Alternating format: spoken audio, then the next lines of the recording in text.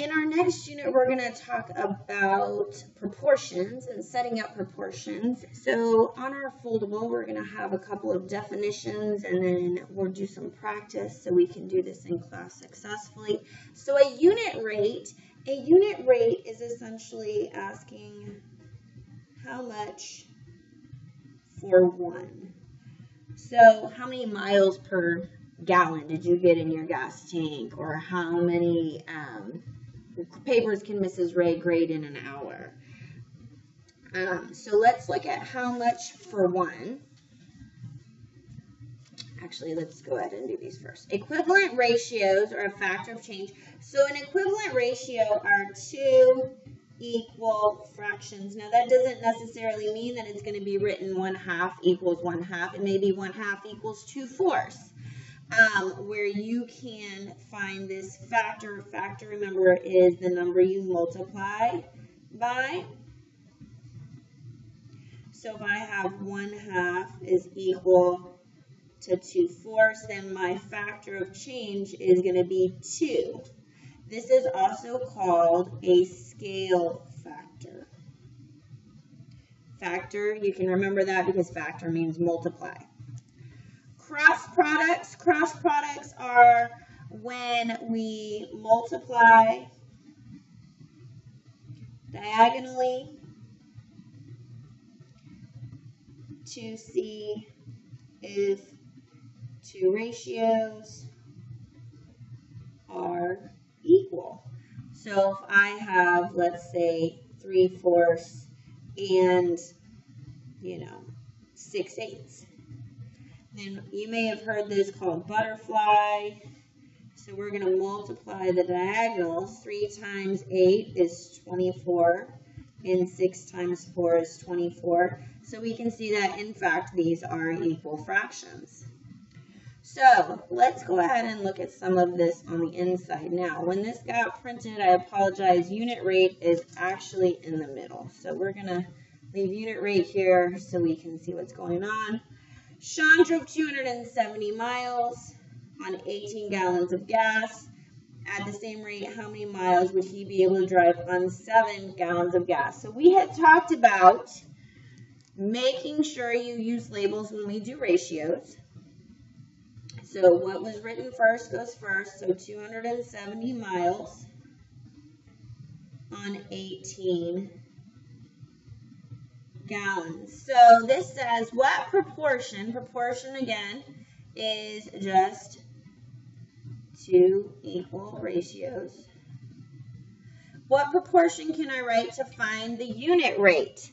Well, the unit rate, again, is how much for one. So if I have 270 miles on 18 gallons, I want to know how many miles can I go on 1 gallon. That's what the how much for one means. So we can go ahead and look at how would we do this. Well, fractions mean divide. Goes in once. Gonna have to borrow. And 18 times 5 is 90. So I can see that I can go 15 miles in 1 gallon. Well, how is that going to help us find 7 gallons? Well, if I can go 15 miles on 1 gallon, and I have 7 gallons, well, now I can use that scale factor we talked about, times 7,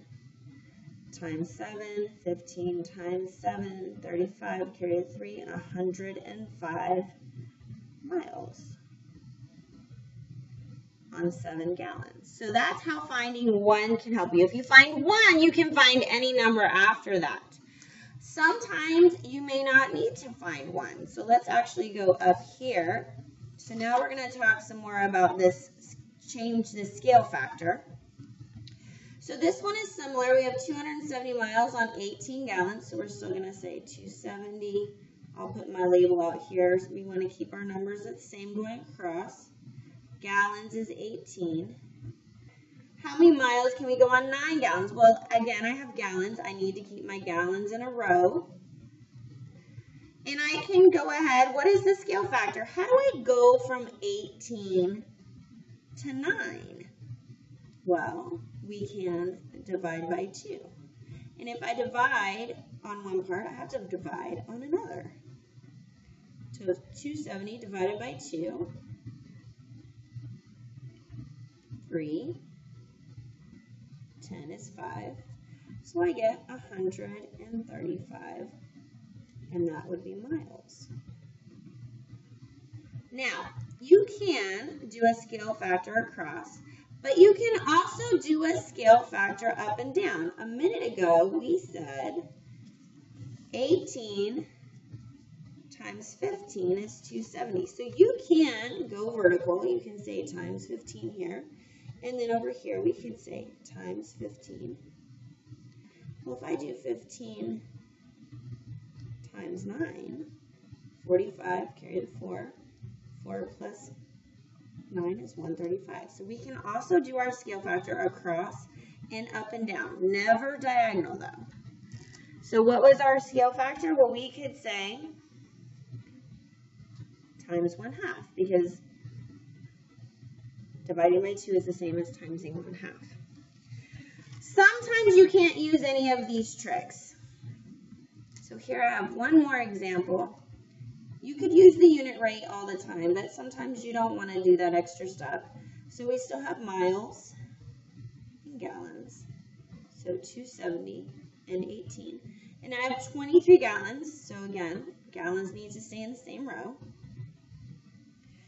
There is not a nice number from here to here. Now we could use our scale factor up and down, but they want us to use a cross product. So I'm going to put an X here because we don't know. So we're going to say,